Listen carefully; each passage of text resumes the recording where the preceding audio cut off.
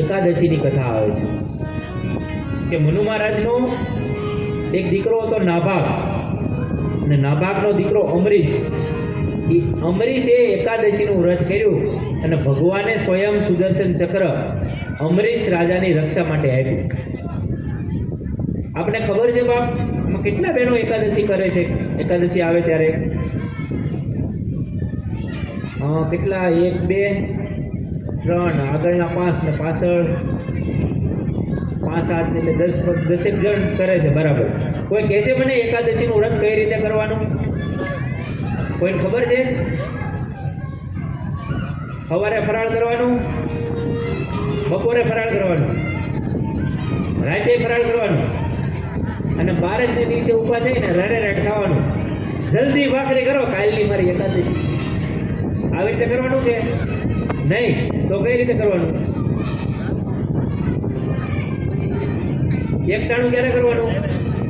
બપોરે. એકાદશી દિવસે ને એક ટાણું કરવાનું. પછી ઓકે, બહુ સરસ. અપા કરવાનો એકાદશી દિવસે. પછી દશમને દી કરવાનું કઈ? દશમને દી એક ટાણું. ઓકે. પછી 12ને દી એક ટાણું. તાળીઓથી વધાવો આ બેનને. આ બેને હાથો જ આવે. એકાદશી હોય એટલે દશમને દિવસે એક ટાણું કરવાનું, 12ને દિવસે ફરાળ કરવાનું, ફલાહાર કરવાનું. મૂળ શબ્દ ફલાહાર છે, પણ આપણે ફરાળ કરી દીધો એટલે કાંઈ ખાવાનું જ નહીં, અપા કરવાનું. અને 12ના દિવસે એક ટાણું જે કરે ને એને ભગવાન મળે, એવો મહિમા છે. આ બેનની વાત સાચી. પણ આપણે તો શું છે, સવાર પડ્યું ને ખાધા સિંગદાણા, સવાર પડ્યું ને ખાધા સિંગદાણા, સવાર પડ્યું ને ખાધા સિંગદાણા, સવાર પડ્યું ને ખાધા સિંગદાણા, બપોર થયું ને લીધા સાબુદાણા, મારે એકાદશીના એક ટાણા. બપોરે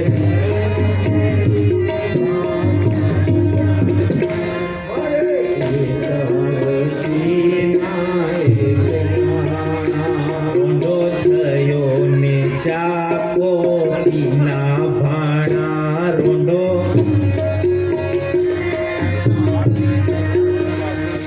સાંજ પડીને લીધા કલડાણા, કારણ એકાદશીના એક ટાણા, સાંજ પડીને ખાધા કલડાણા, મારે એકાદશીના એક ટાણા.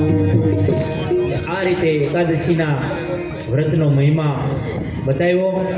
અને ત્યારબાદ